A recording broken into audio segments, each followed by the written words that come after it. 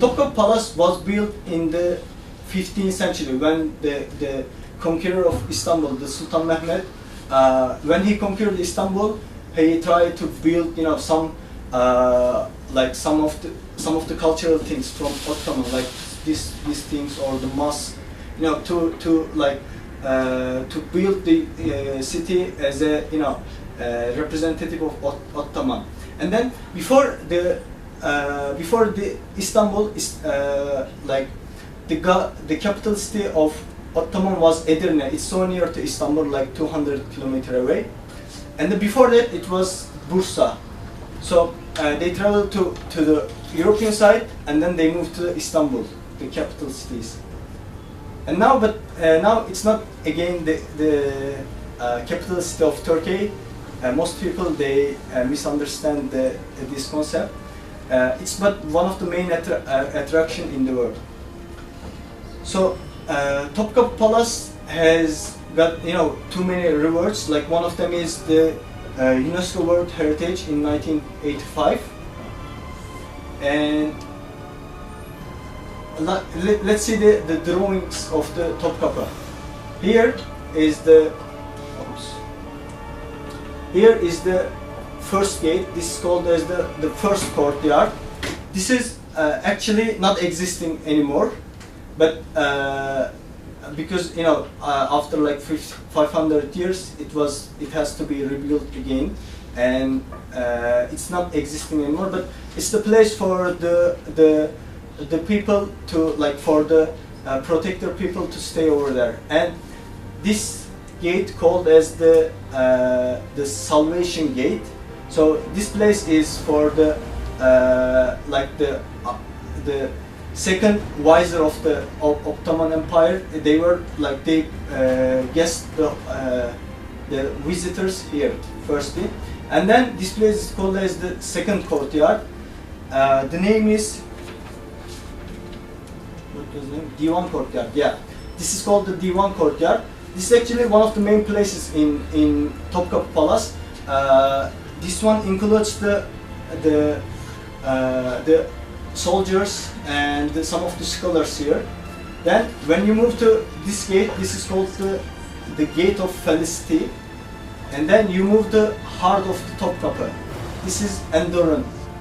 Enderun is actually a school of for the people who will be the worker of the governments or a soldier. And also this place is the most like one of the most place that the sultans of Ottoman spent their time. And then when you move here, this is the place called as the fourth courtyard, like the imperial courtyard. This is where the sultans and their relatives where they live here. So, but whenever we talk about Topkapı Palace, we firstly, I mean, one of the things that comes to my mind firstly is the spoonmaker's diamond. I don't know why, maybe it's because the value of spoonmakers, or I don't know. But it has a, you know, a different history behind it. It's like one of them is, it's unknown how it came to Topkapı Palace. So there are two main histories behind it. One of them is, it was firstly found in India, and one of the French guy bought it from India and take it back to France, and then he has sold it to the mother of the Napoleon Bonaparte, and then Napoleon Bonaparte was exiled, so his mother has to sell this one again, and then like one of the Ottoman government's spy bought it and take it to Istanbul, and like the second vizier of the Ottoman saw this one and gave it to the Sultan as a gift. This is one of the history. The other one is one of the spoonmaker in Istanbul. He found it on the way, but no one knows, and he sold it to other guy, and the other guy saw the value of it. It's because it's too big, and he has to keep it in some way that nobody, you know, will know it. But some other guy show it, and, you know, it moves to like Topkapı again in this order.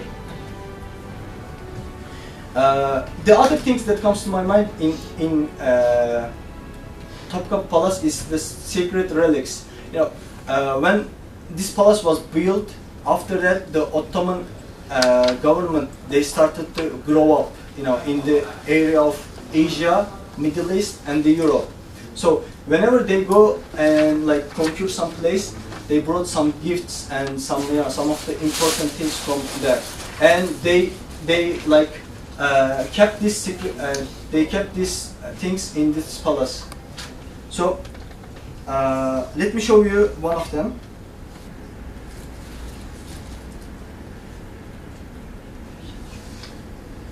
Okay. These ones, they were taken from Egypt, Syria, and Arabia. Let's move from here.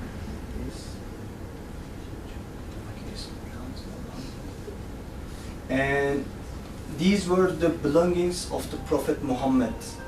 So it was actually kept by the some of the like Egypt and Arabic countries. But when the Ottoman Empire, they started growing up, so they conquered their places and they took these sacred things to Istanbul to serve and to keep it.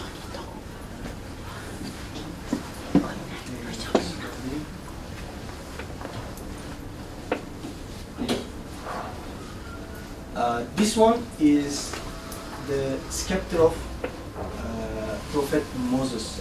So we believe also in the Prophet Moses, but in Turkish we call it as Musa. There's actually a history behind the name also. The meaning is drawn out.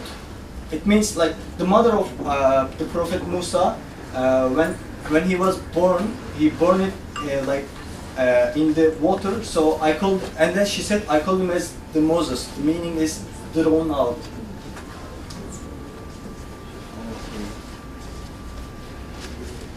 Actually, like today's topic is actually the hidden Chinese porcelains and the effects of Chinese porcelains in Ottoman life. But when you see this one, you know, actually the main things that we have been using before this influence was either white or another color. But you know, when we started to know about more China, we also change our way of buildings and architecture. Oops. This is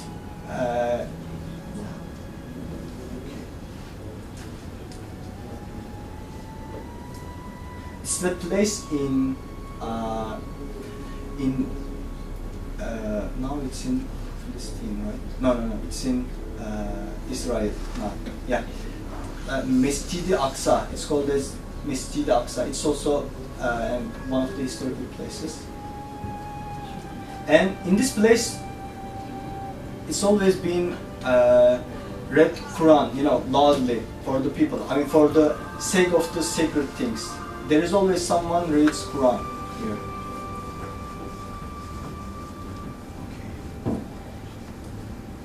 Okay. And this one is also important.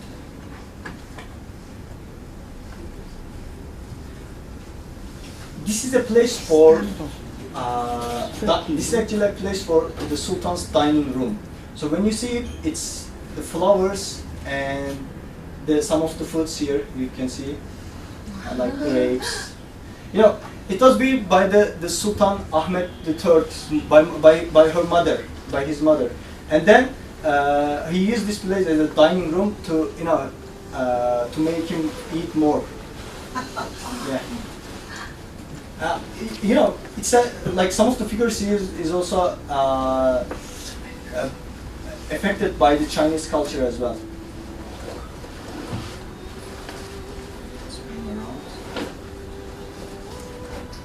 How old is this? This place, it's more than 500 years. But this one could be, you know, like it could have been built after 100, so totally 400 years.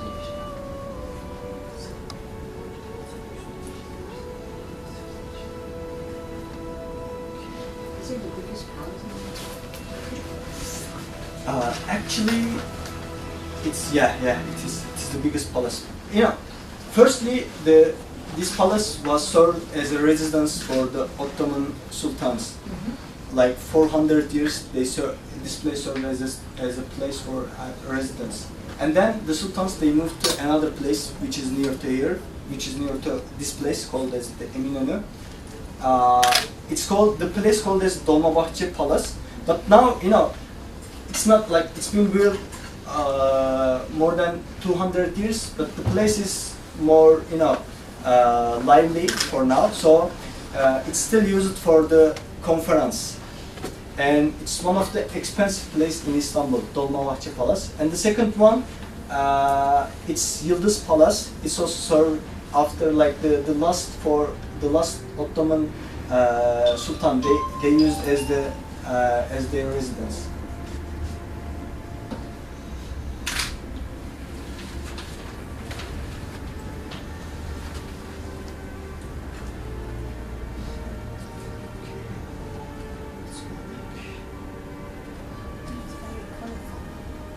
Yeah, you can just visit this site if you want to copy down the address.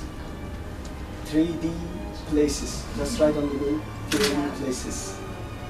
So at the bottom it says like 2006, 7, 8, and 9. It's like it has been renovated. No. It's been like this one was like this figure has been taken in 2009 and then 2008, 2007. Okay. But in order to understand the architects, the buildings in Istanbul, the history of Istanbul, we should firstly have a look at the history of Silk Road. So, Silk Road has been a pattern for the European people, especially for Chinese people, for the Asian people to move from China or like Persia to Europe.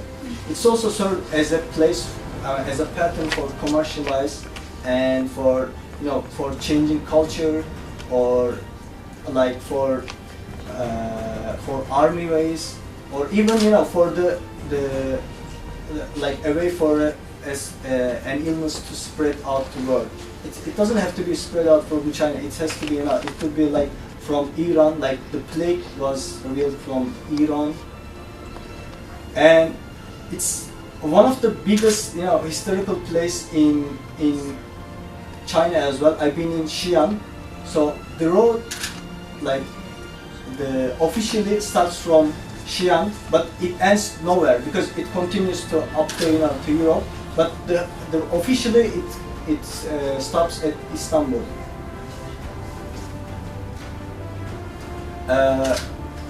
Chinese ceramics. There is. Let me show you this place in. For this whole place is for kitchen, the Sultan's kitchen. Yeah, because there were too many people living in this area, not just the Sultans or their family. They were also living like some scholars and some people for the army. So they need a big place for their food. So it's me.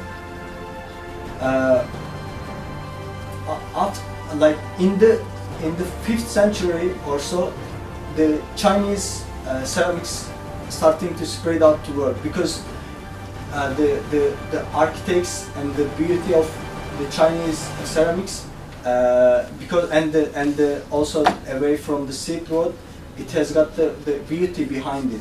So whenever someone's on the way, they found these people and they ask for the Chinese ceramics. It also has a value for the Ottoman sultans as well. They always wanted to eat their dinner or lunch in the Chinese ceramics.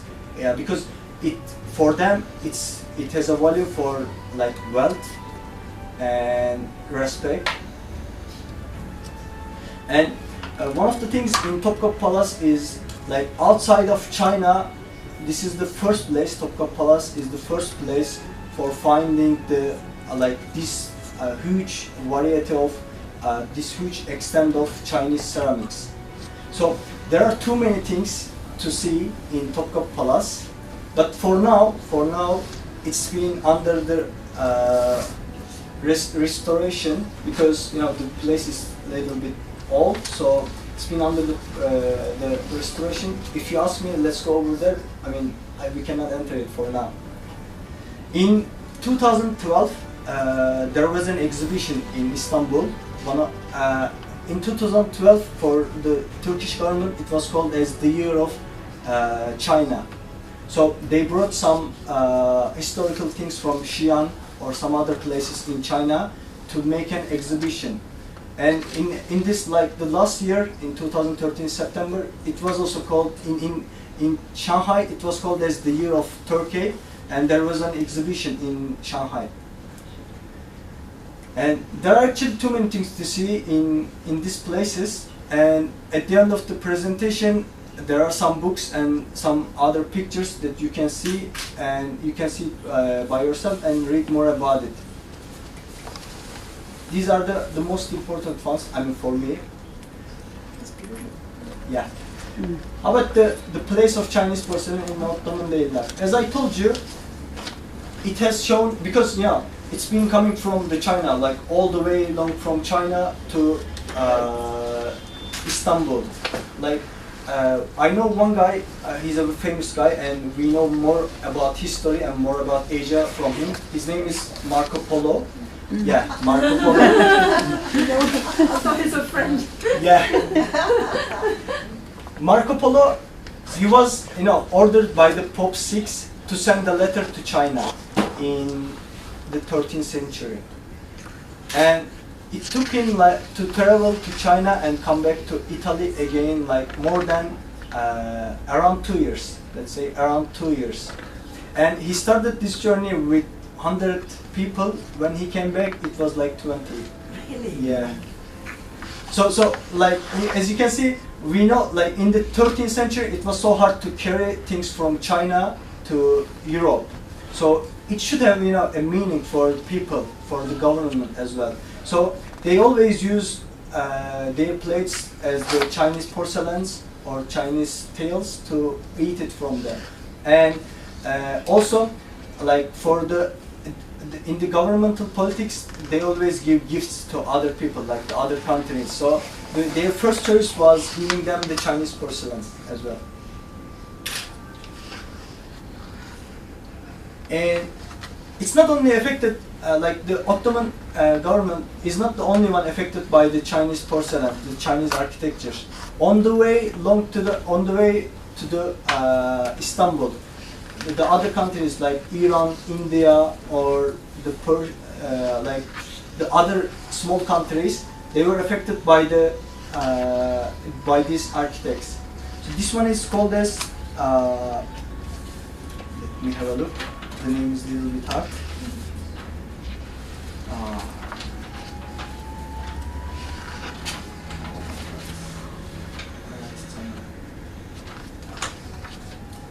Sankai ware, yeah, Sankai ware.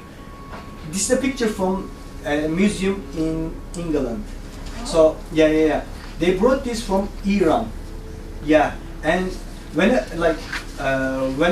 the long there is one place called as Longjiang. It's, I guess, so near to here. It's in the southern parts of China, and they actually was the first one to spread out this Chinese porcelain to the world. So in the Persia, when they found out this beauty, like they actually directly started to building it and production to make production from this. And in England, it's like again a living history. It's more than 1500 years. Yeah. Blue and white ware. This is actually like one of the things that you will see mostly in Topkapı Palace, and it's been serving as a dining plates for the sultans, and like they got these colors from China, blue and white, and they use it in their buildings, in their architects, in their mosques. And as I told you, in blue mosque, they were also affected by this culture. This one is also. We can see in the most of the the designing of these Chinese characters. We can see like some of the flowers and like some flying dragons.